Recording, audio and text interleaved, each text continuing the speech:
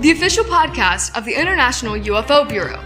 Founded in 1957 and reimagined for today, we're fusing decades of discovery with next-gen tech to uncover the truth about unidentified anomalous phenomena. Join Executive Director Terry Keel, CEO Mindy Totfest, and Director of Research Melissa Madrigal. 3 generations, 1 mission: to investigate the unknown and bring the truth into focus. This is the Bureau.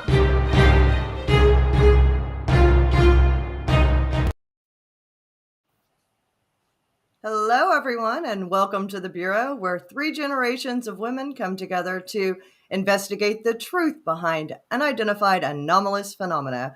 I am your host, Mindy Totfest, and I'm joined by my two co-hosts, Terry Lynn Kill and Melissa Madrigal. How are you, ladies? I'm well. How are you? Doing great, Mindy. Thanks. I bet you guys have been busy. This is Thanksgiving week, just the day before Thanksgiving, and I know we're all getting ready for Black Friday deals. Anyways, I am.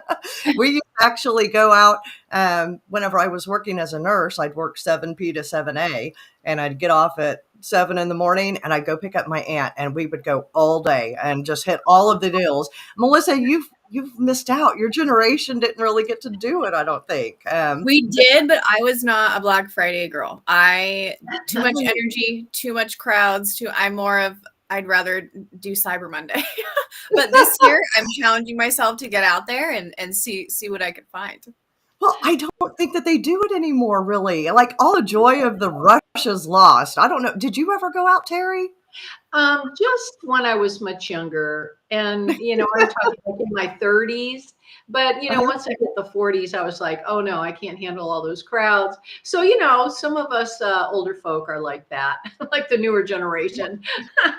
But I'll tell you, the difference is Oklahoma, people are nice. So, like, you see the videos of 10, 15 years ago when people would be elbowing, they'd be trampling each other. Yeah, we didn't do that here. Like, we would get around what we were wanting, the main things that we were wanting, and we would go, I want that pink one over there. Someone over there would be like, I want the green one next to you. As soon as they blow the whistle, I'll hand you that. And we all worked together, and it was like so much fun because everyone is like helping each other. But I kind of miss those days. My kids long for them. They're like, man, I wish I was around during the drama of the Black Friday rushes. I wish they would bring it back to some degree.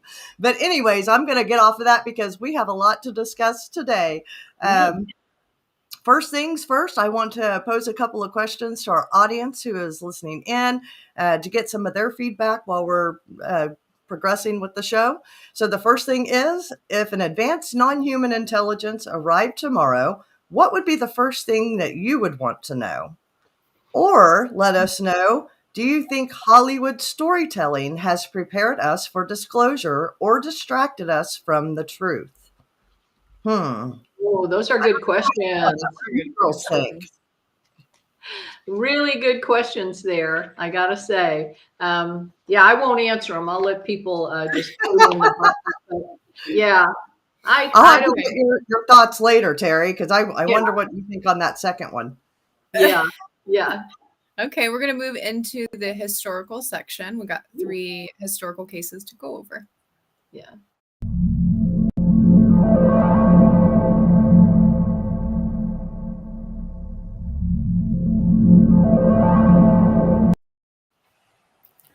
On November 23rd, 1953, air defense radar over Lake Superior picked up an unknown aircraft entering restricted U.S. airspace.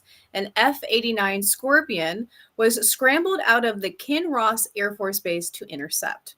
The jet was piloted by Lieutenant Felix Moncla with radar officer Lieutenant Robert Wilson in the backseat.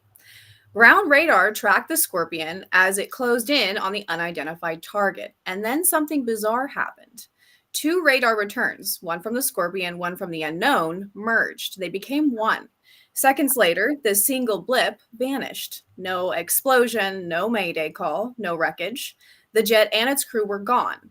Search teams found nothing. No debris, no oil slick, no bodies. The official story kept changing from weather confusion to mistaken identity to a Canadian plane that Canada says never existed. To this day, Lieutenant Moncla and his aircraft remain missing, erased in real time during a live interception over U.S. airspace. Whatever was flying over Lake Superior that night wasn't supposed to be there. And whatever happened up there, we still don't have an answer. Wow, that is a great USO story. And it's really interesting how they get lost. You know, people that are viewing these get lost, or it gets not the whole story perhaps was reported, you know, by maybe the military, but maybe they do know, but we certainly aren't privy to it. But the USO stories are amazing. My parents had those, and several of them. And it mind boggles me. I do think we've got bases under the water. Definitely. I agree. Bases under the water. Mhm. I definitely agree. Well, I had never heard this story before, Melissa. So, like listening to it as you're reading through it, it reminds me of the video or purported video of the MH370 that Yes. had the little balls that went around it and then it just blipped out. Mhm. I'm going to have to look more into that. Yeah. Very Yeah, the interesting. disappearing ones are always very interesting. What do you mean they just disappeared? Okay.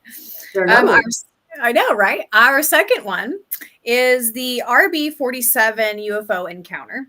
On November 23rd, 1957, the U.S. Air Force RB-47, a long-range radar-equipped reconnaissance jet, was flying over the southern United States as a routine mission. Aboard were 6 crew members, including 2 electronic warfare officers monitoring radar and signal intelligence systems in real time. That's when they picked up something strange. A bright blue light appeared off of the port wing, first visually, then on radar, then on electric countermeasure systems. It wasn't a blip. They were receiving actual signal intelligence from the object. Multiple systems across different bands were detecting it, and the object wasn't just there, it was actively tracking them. As the RB-47 tried to outrun or maneuver it, the unknown object shifted positions, sometimes pacing the aircraft, sometimes jumping miles ahead or behind. It hovered, it accelerated, it disappeared, and then reappeared again in another location. They were flying at over 30,000 feet, so this wasn't a balloon, it wasn't another plane. It was matching their speed, responding to their movements, and registering across multiple electromagnetic domains. At one point, ground radar in Gulfport, Mississippi confirmed what the crew was seeing. The unknown was real, and it was being tracked by both from the sky and from the ground. Then, as suddenly as it appeared, it vanished. The official explanation is nothing to see here. Radar malfunction, possibly atmospheric conditions, even radar ghosts. But the crew never backed down. They saw it, they tracked it, their instruments confirmed it, and what they described as a technological object was not just a light in the sky. To this day, the RB-47 case remains one of the most credible radar visual UFO encounters on record, with multiple systems, multiple witnesses, and multiple confirmations, and 0 answers. Wow, that's an impressive case right there, you know, Yes. because number one, there were more than one witness. There was a whole crew. And, you know, I don't know how fast RB-47s go. I'm not thinking that they're one of the fastest planes. That was the 50s, 57, you said. But for the, you know, military to say nothing to see here, I think it validates that clearly was not one of ours, because of the way that it went behind and all around it. And that has been seen by many airplane, I don't know what you call them, what do you call those guys that run the pilots? Oh. Pilots, yeah. And, you know, I mean, like the one from Japan and everything, you know, they all say the exact same thing. And they didn't even know about each other's incidences, you know. So Right. you know that these things are definitely not ours, not from here.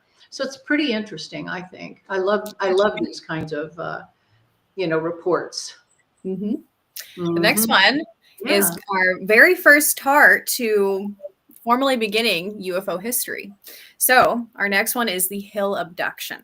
Even though the actual incident happened in September, we're covering it this week because November 25th marks the date that Betty and Barney Hill sat down for their first formal investigation interview, launching what would become one of the most iconic UFO cases in history. So back in 1961, the Hills were just an ordinary married couple driving through the White Mountains of New Hampshire.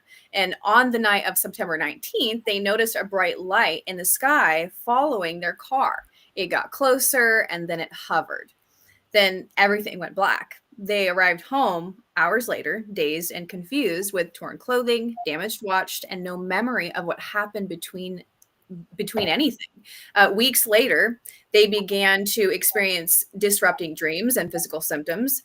Betty drew what she remembered seeing aboard, a star map, and Barney described strange beings with large eyes and a calm telepathic presence.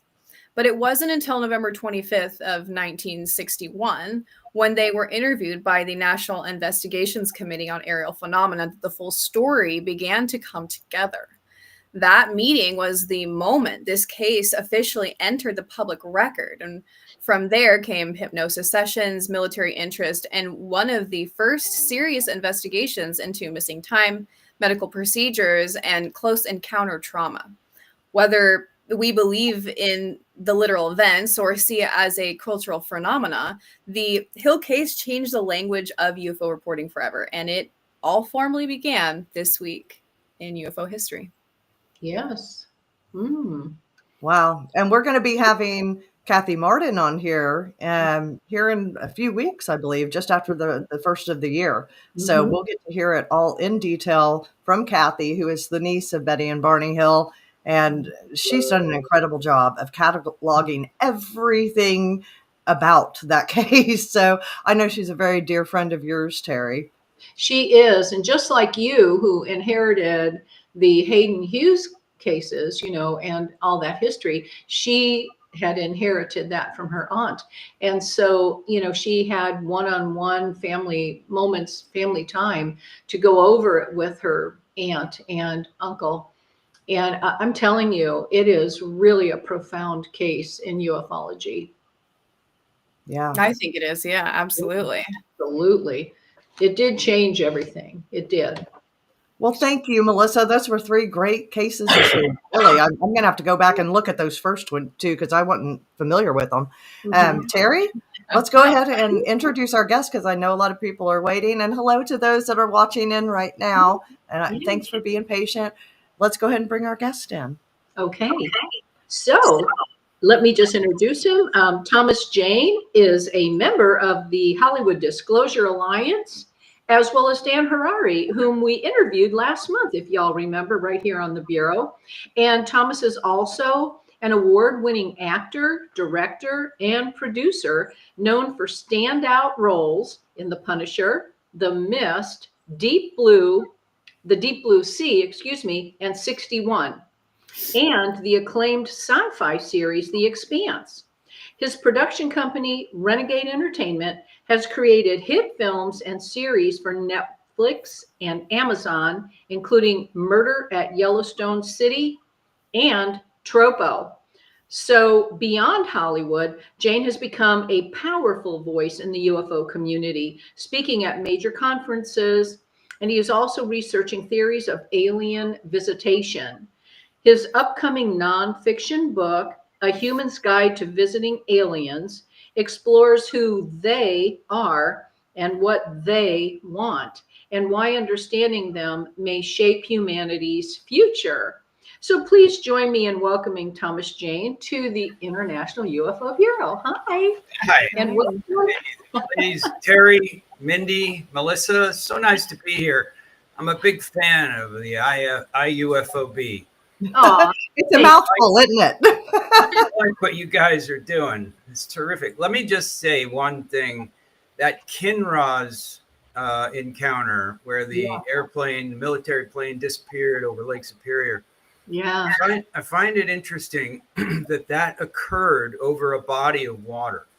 Right. Now, if they had done that over land, that would have been a much bigger deal and harder to cover up, because people would have been like, where the hell's the airplane? Right. But by giving us plausible deniability over a huge body of water, I see that there's an intelligence at work in whatever the hell they're doing, they are thinking about the impact that they're having on us. So I thought that was interesting. Mm-hmm. Yes, like I said, I think it's incredible, and I don't know all the time if we're really getting all of the facts out to Sure. them. I doubt that. Yeah. Well, and I don't know if you've followed some of the things that we've put out so far. We actually put out a research paper that was headed by Melissa Madrigal and her big brain about 5.04 hertz. I actually had a sighting over the Gulf of Mexico during Christmas last year when we were on a cruise. And it was a flashing kind of bluish light out in the middle of the ocean. And she actually picked up a 5.04 hertz signature. And she's working in conjunction with Dr. Rogers, who was the former chief of aerospace medicine. He's on our board of directors. Mm-hmm. And he was talking about them using these signals over the ocean to communicate with deep underwater bases. Signals. Oh, I'd love to read this. Somebody could forward me that. I would really be interested in checking that out. That's terrific. I think we're starting to see some real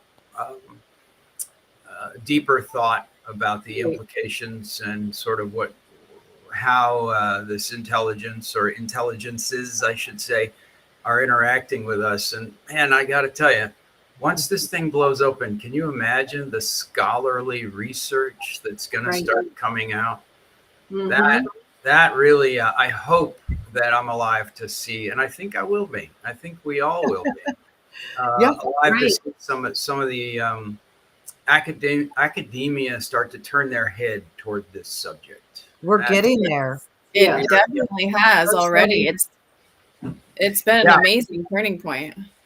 Yeah, really. Well, really even with the hertz signal that we were looking at, IMEX down in Mexico is now using that as a basis for some of their investigations that they're doing. One of their central intelligence agencies down there is using the Bureau's research for it.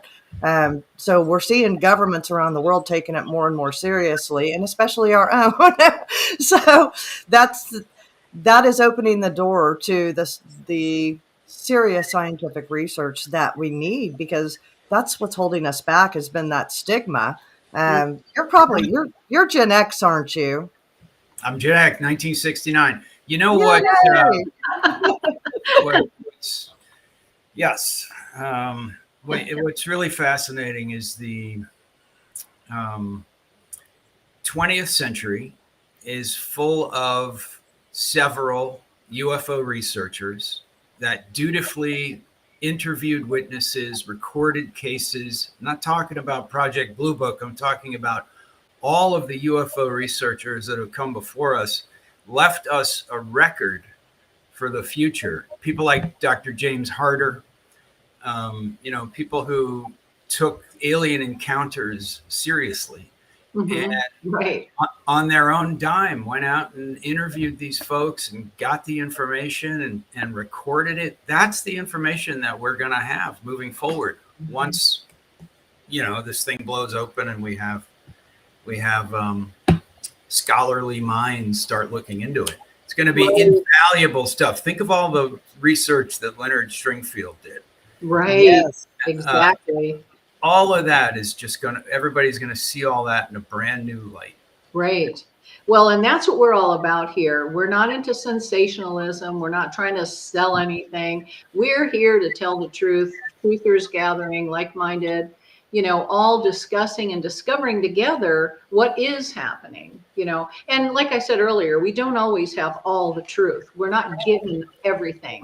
I say we have a small percentage of the truth, whatever. I agree very much. And so those of us, though, that are experiencers seem to be given some knowledge about what is going on. And we can tell when something isn't accurate, and I think that makes a huge difference. So experiencers who have already been disclosed to, because of their experience, understand things on a different level than maybe somebody just, in it because it's exciting or it's interesting. Wow. And I do believe that this is how we will disclose. Not that we really need that, but I know a lot of people feel that they need proof. I think It's got to come from the people, and we do need proof. We're a materialist society driven Right. by material goods and evidence, and without that, there'll always be room for doubt. Right. And Right. even then, okay. Imagine, Avi Loeb has just discovered the spherules, right? And he says they're from the first interstellar object, and the isotopes on those are very unusual. Right. Hang on a second. Chemical makeup too. Yeah. Oh my goodness. She He was entertaining us earlier too. She loves to get involved. So those, even with the evidence, even if we had hard material, who's to say that wasn't built by some genius, in a garage somewhere? Who's to say that the government didn't spend $6 billion making a lanthanum foam reverse engineered craft, without the aliens? I mean, what does constitute proof? Well, who's to say now that the microbiology, you guys have, I love this Reddit microbiologist that came out and said that the genome of the beings that he studied were circular and they had 16 chromosomes. They were genetically engineered. Right. So, and they were using human and animal DNA.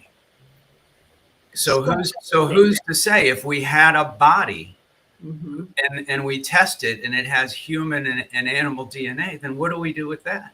Right.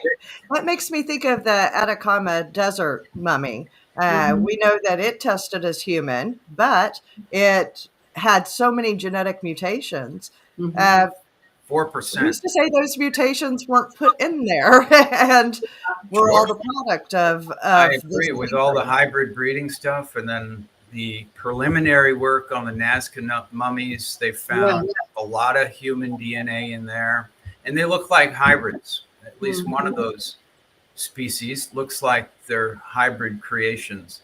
So the challenges to science are serious, Yes, it really is. It's so interesting. I had a swab from an alien healing that I had back in 2012.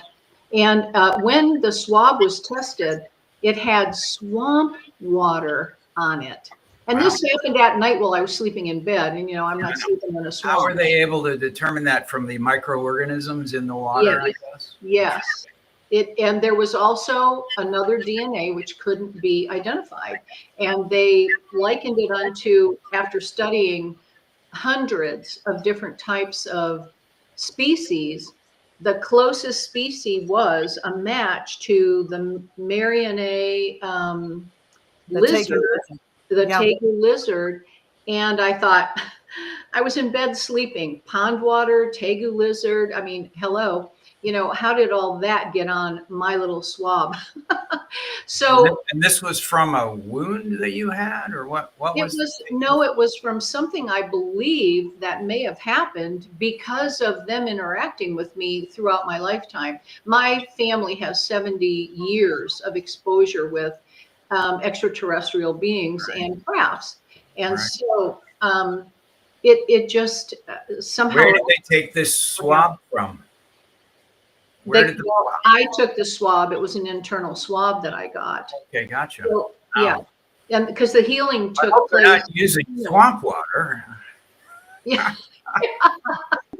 Terry, I had forgotten that swamp water was a part of your analysis. What came out of that, because it reminds me of the case here in Oklahoma where the older couple was outside near Tinker Air Force Base, and there was a craft that expelled like a black mist out of it. Oh, wow. And it fell on them. They, like environmental pneumonia, she still has lung problems. But we took a swab off of the car because it had dried all those little black dots on there. And it also came back as highly degraded pond water. Right. And we were looking into it maybe being like a biofuel or something. But that's why it's so important for us to infuse AI, use the capabilities we have now to start pulling the trends out of these things. Is there any kind of correlation between what you got and what I got here in Oklahoma? Mm. Um, we have such great tools at our fingertips right now, and that's why I'm so excited about what we're doing with Yes. looking back over these archives and bringing in some of these cases, taking a second deeper look and seeing things that we may have missed. So, with that, I'd like to turn this back over to Thomas and back up just a little bit. Tell us how you got involved in UFO research because we've seen you on. Oh my gosh, I was watching a movie the other day. I just got to throw this out there. I have a 16-year-old daughter. We were watching this movie with Miley Cyrus, and then all of a sudden there you are, and I'm like, Thomas Jane, what are you doing here? What are you doing there? That's right. I'm just That's trying to right. watch a movie, and here you pop up. So. Just kind of cracked me up. I was like, "Hey, he's going to be on the show here in a couple of weeks." So That's great. I remember that. She's a very lovely girl, and my daughter at the time was pretty young. So she begged me to do the movie when that came my way, and of course that's incredible. I did it for her. And Oh, she got to meet Miley Cyrus. And that was, Oh. that was Yes. Oh, you're the best dad ever. when you're 11, years old, that kind of stuff means a lot. So glad that I hadn't thought about that in a long time. That's so sweet. Yeah. So how do we get into UFOs? Like so many people, I had an experience that I couldn't explain. And I think we're looking at in the millions now. And there's different ways you can react to that. You can try to go back to normal. You can write it off as just one of those things. It depends on the intensity of the experience that you have. mhm. So I had a pretty intense experience, and I needed answers. I was really surprised to learn that the UFO phenomenon existed.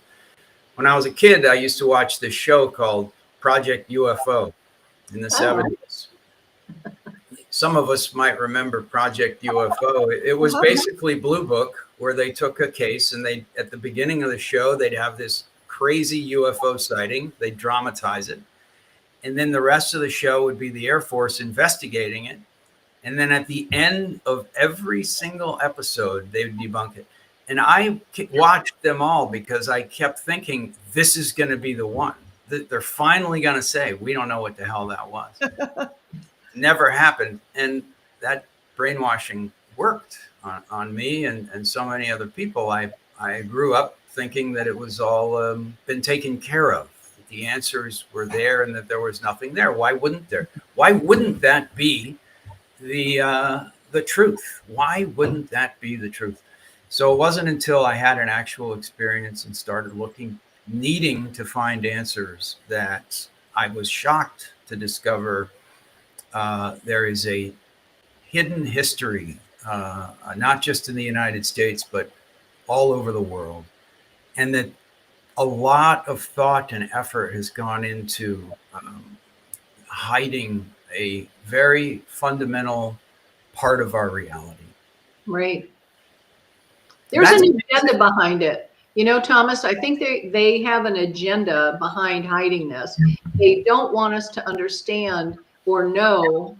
And so it's like with TikTok. Oh, everybody thought TikTok was, definitely a UFO. And no, it wasn't, and I'm not sure if we know what the hell that was, but I do know that Charles Hall wrote about the Tic Tac he saw it in the mid 60s and then wrote about it in the early 2000s. And it's the perfect description of the Tic Tac. Now, according to Hall, he says that the tall whites gave the Air Force one of the craft. So whether that is the one that they gifted them, or more likely, but I don't know, it could have been a reverse engineered copy of it. Right. I do believe that. I know. The thing that throws me is that thing was out there for 6 days. So they kept seeing it for 6 days and it wouldn't go away. And it kept showing up and kind of bugging them like a fly that wouldn't go away and almost demanding that they couldn't ignore it anymore. And they had to go out there and see what they could capture. Now, if that was a secret branch of the military test flying their stuff, then part of whatever that mission was to perturb the forward-facing arm of the Air Force and make them investigate. Now, I don't know why that they would do that. Maybe there's a good reason. I don't know what it is. A more logical reason may be that might have been, not ours. But Right. who knows? We know that we apparently have these Tic Tac craft. Who knows? Right. And they're ours. And so I do believe that we did get information from extraterrestrials. And I have met a tall white like Charles. I've talked to Charles years ago when he was in Florida. And yeah. And Where did you meet a tall white? Have you told this story before? I don't want to Sure. I don't want to repeat ourselves. Yeah, it's not about me tonight. It's about you. But yes, I had an experience in '79 where a tall white took me on board and spoke to me actually. And it was a craft. Yes, it was a very interesting night. And I don't want to make this about me. This is about you. No, I love this stuff. I know. We'll talk later. I'll tell you all about it. But my cat off my computer. Sorry. oh yeah, I know. Usually Melissa has that same problem. He's sleeping on the side this time. But The tall white, Charles Hall's account, so the first book I read, my event happened in 2011. okay. So that sent me down the rabbit hole. And it just so happened that was the same year that Leslie Kean put her book out, UFOs, pilots, generals, Air Force, talk about their encounters. And then it was an extremely credible account. And it was really one of the first of its kind where like this new movie, Age of Disclosure, is essentially Leslie Kean's book from 15 years ago. Right. On video. Now we have a few more people coming out, but it's the same story. They've been telling that story since 2011, but that story was enough to kick me down the rabbit hole, and I'm sure that will happen to so many other people now that the movie is out. So Leslie Kean's book showed me that there was probably something going on. So that led me to other books like Richard Dolan's book.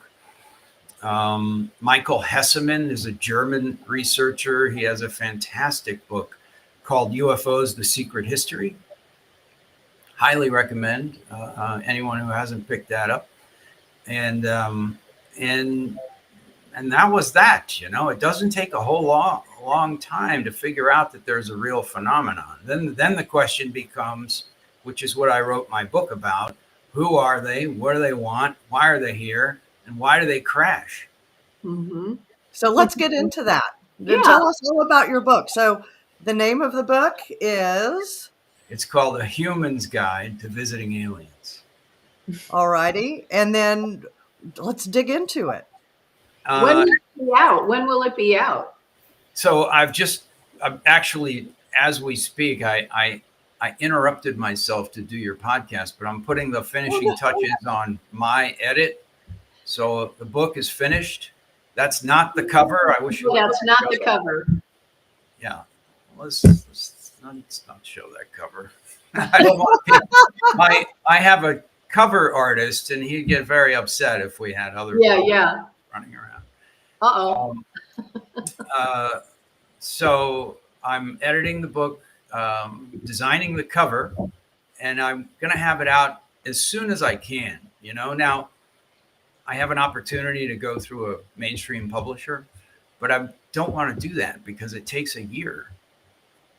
I don't want to wait a year. In a year, my God, Steven Spielberg's movie will come out. We might be living in a whole nother reality. Things are happening fast. Oh yes.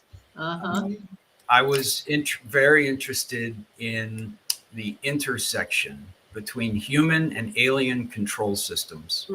I think Jacques Vallée in 1976 was really onto something when he proposed an alien control system, that we were interacting with a form of control, alien intelligence that was influencing our beliefs, right? I think since then we've come a lot further and realized that they're not just influencing our beliefs, they're influencing our society, and they're impacting us in ways that we're just beginning to understand. The Robert Hastings book, UFOs and Nukes, tells us he's interviewed 169 service people. And so we know that they have the ability to shut down our nuclear weapons. In many ways, aliens control the ball. How deep does this control go, and what their motives are become very important, you know? Sure. Are We they? had a question from the audience real quick, Thomas. They were asking, do you believe that aliens are walking amongst us and I can't remember exactly how it was worded on there, but Kevin had put it up. But do you think that they look just like us and they blend in?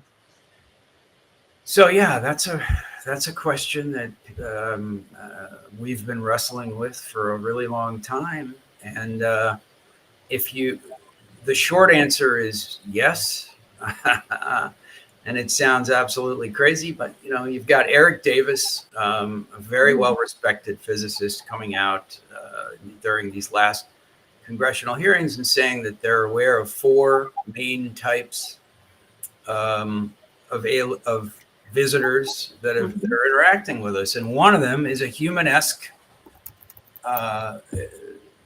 indistinguishable from us, except for they tend to look kind of like Calvin Klein models. Yeah, right. But I don't think there's anything strange about this at all, because even in the Bible, if I can go there for a minute, it says on the in the Word that we entertain angels unaware. Right. And so if that's true, then why couldn't we be entertaining others as well, very much unaware? So I always look at it and try to bring it all together. There's so many different avenues out here to study. You can't just look at UFOs without looking at the Book of Enoch or the Nephilim in Genesis. You have to look at the big picture and understand the Anunnaki and what's going on in the skies, and why everything that they're finding today, even in deep, deep caves, are all associated with sky beings. And then, of course, International UFO Bureau has the indigenous peoples who we just had on, a week ago, and 2 weeks ago, and they were talking about all this. So, I mean, it's a huge story. And until now, there's stories. Right. Story. The American Indian stuff are all stories. They're good stories. We've got the Dogon tribe who somehow figured out that one of the stars out there had another star, and it was a binary star, and you couldn't see that from Africa, no matter how clear the sky was, thousands of years ago. So we have a lot of stories. The challenge for us is to be able to put a picture together in a way that we don't get led astray by one story or another. There are data. There's a lot of data. Yeah, there is. How that data comes together and what kind of picture that data can tell us. We need. It's almost as if the more we know, or the more we think we know, the more discerning we have to be in parsing the data that we have, because the more complicated it gets, the more dense it gets, and the easier it will be for another actor to lead us into a narrative that serves them and that's not the truth. Excellent point. Very important that we start with the basis of what do we know? What do we actually know? And there's a lot of things that we can that might support that, and some of them, as we go on, will turn out to be true. Right. I think that there probably is some sort of. I think that the Bible is not all. I think that a good myth tells the truth about society, whether it's physically true or not. It speaks to something that's true on a broader sense, and the Bible's a pretty good myth, and it shouldn't be thrown out. No, it's a historical record of what was and what had happened. And if it's true or not, depending on how some people look at it, it's still information that was passed down.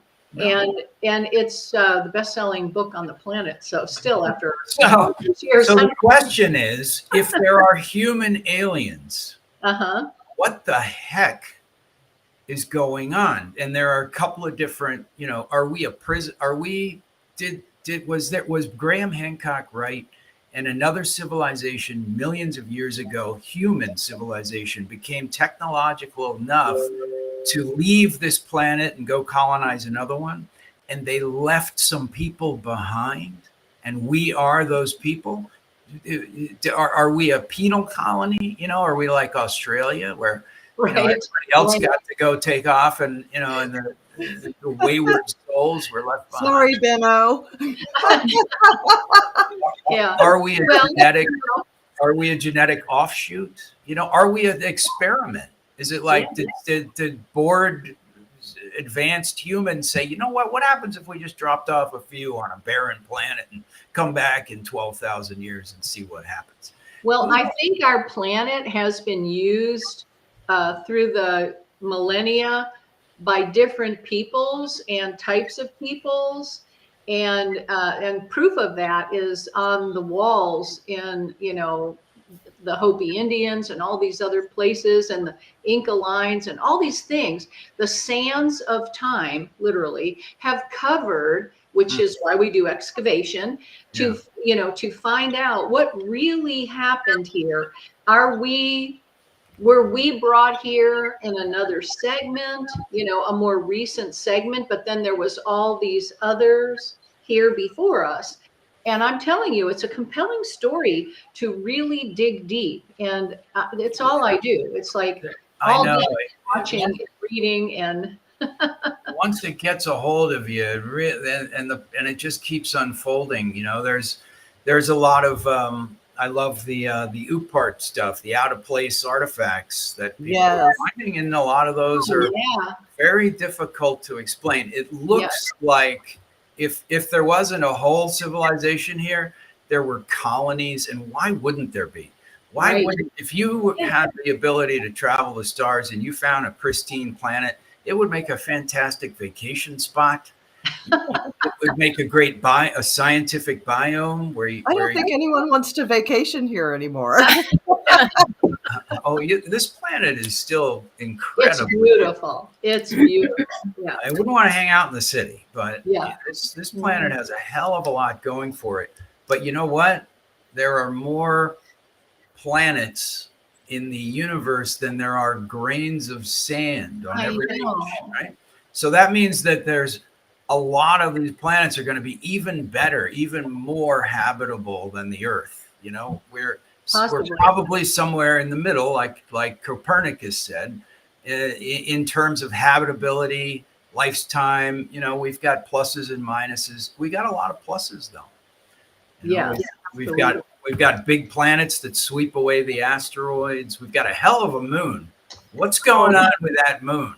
Oh my goodness! What are your thoughts here? That is an anomaly. We only have one solar system to go on, and we only have one habitable planet. But it's a fascinating question. Is one of the prerequisites for habitable intelligence that lasts long enough to grow some intelligence? Does that require a similar type of moon? But the fact that it's exactly the same size, it's 400 times smaller than the sun, and the sun is 400 times further away.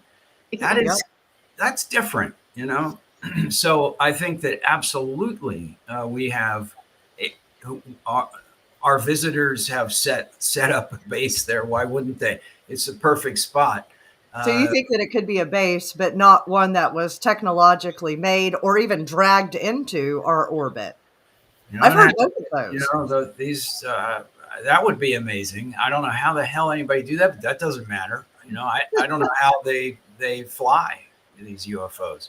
So, but the base makes perfect sense. On the dark side of the moon, you'd set up a system. You'd probably do it underground so that when we got satellites and went around, they didn't see a city on the other side of the moon.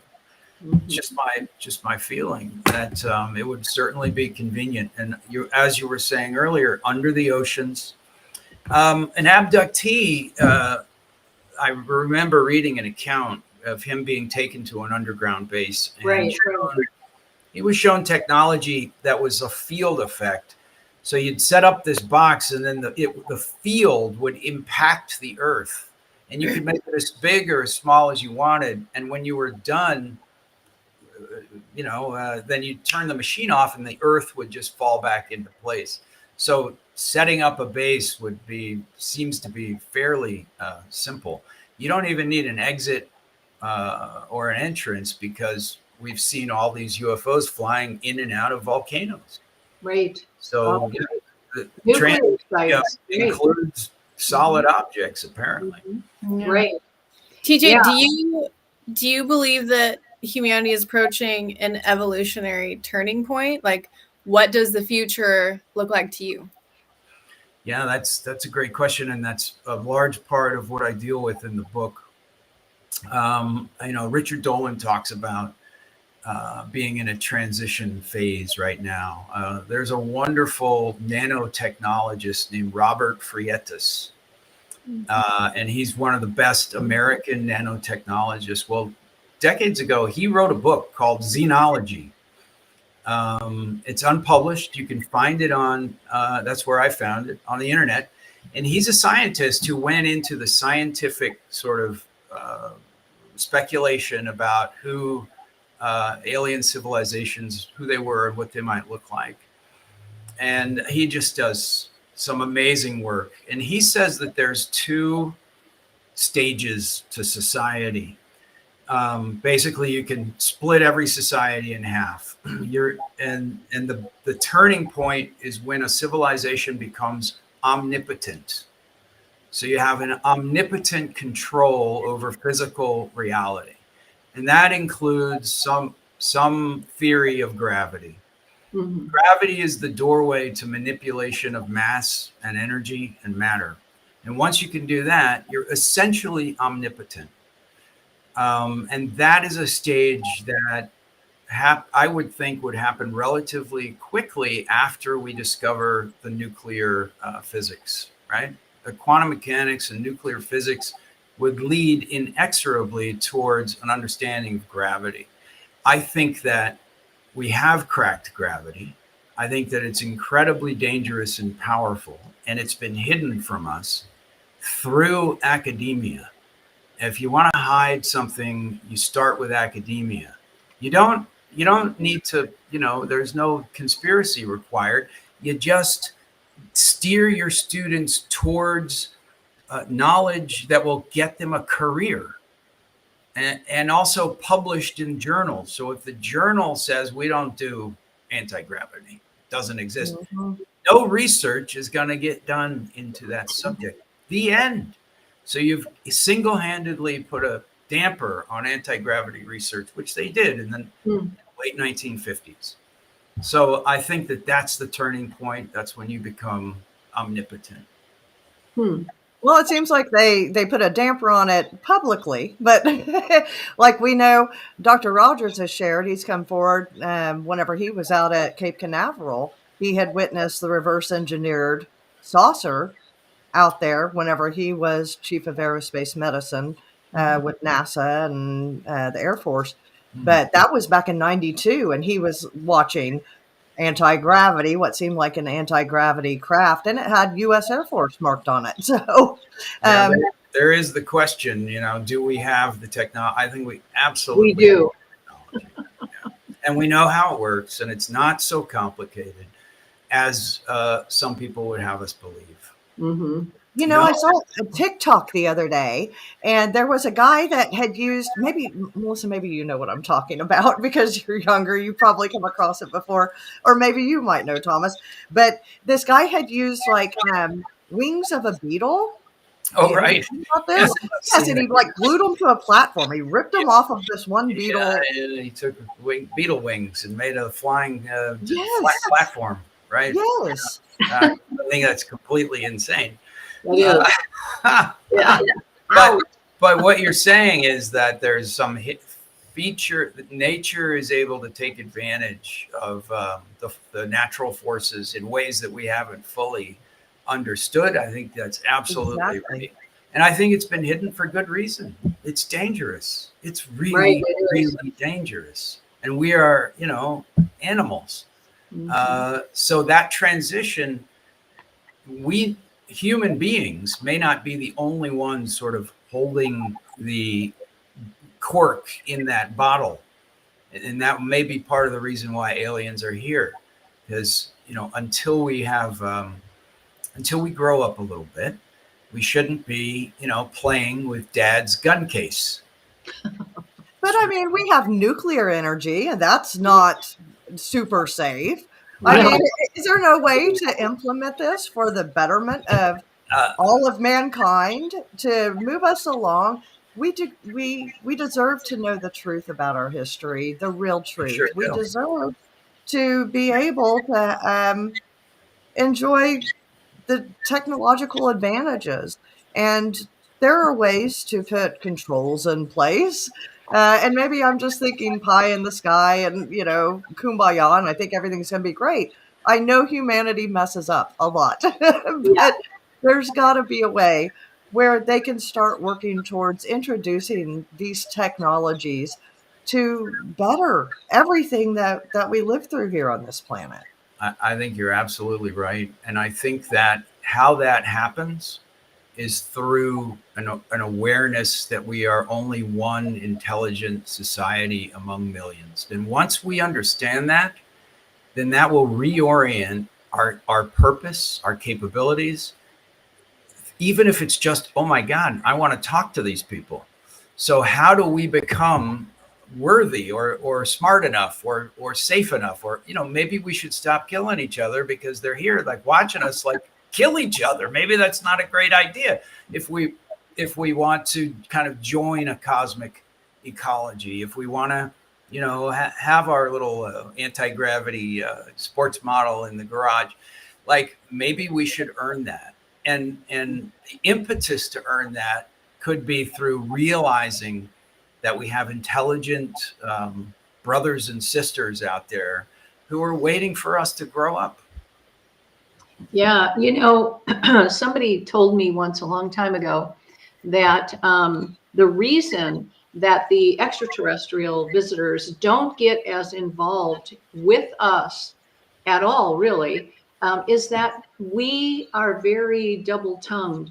We say peace, love, joy, happiness, and all this, but then what we do is the polar opposite of that. We have guns, we'll shoot them, we'll kill them. We've been in wars with them, according to,